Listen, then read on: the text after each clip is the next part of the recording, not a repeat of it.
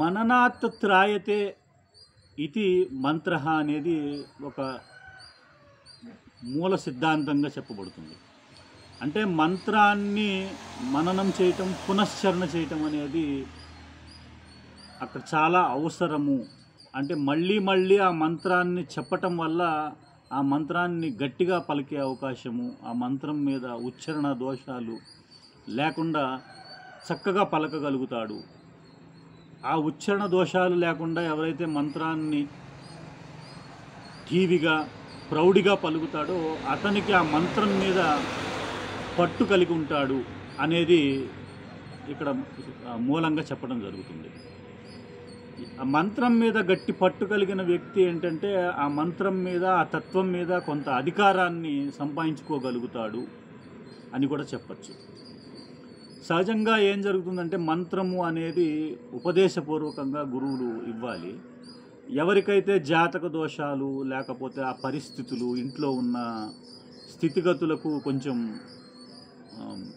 ఇబ్బంది పడి ఆయా దోషాలను నివృత్తి చేసుకునేటందుకు ఆయా మంత్రాలను, ఆ మూర్తులను ఆరాధించాలి అని భావించటము, ఆ మంత్రాలను ఉపదేశం చేయమని గురువులను అడగటము జరుగుతూ ఉంటుంది. గురువులు ఏంటంటే ఆ మంత్రాలు అడిగిన వ్యక్తులకు ఉపదేశం చెయ్యాలా లేదా అని కొంచెం సందిగ్ధంలో పట్టడం కూడా జరుగుతూ ఉంటుంది. ఎందుకంటే ఆ జాతక ప్రభావం ఆ జాతకుడి మీద ఎన్ని రోజులు ఉంటుంది, అతను ఆ మంత్రాన్ని పొందటం వల్ల చేస్తాడా చేయడా అనేటువంటి సందిగ్ధత ఏర్పడి ఆ జాతక దోషం తీరిపోగానే ఆ మంత్రాన్ని వదిలేయటము, పునశ్చరణ చేయకుండా ఉండటం వల్ల అది గురువులకు అపరాధంగా భావించాల్సిన పరిస్థితి వస్తుంది.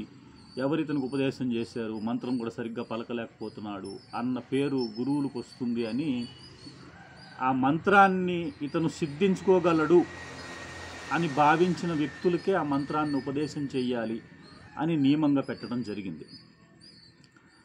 సహజంగా ఇలాంటి బాధలు, ఈ ఇబ్బందులను సృష్టి స్థితి లయలకు మూలమైన వాడు, అన్ని వర్ణములకు కావలసిన వాడు,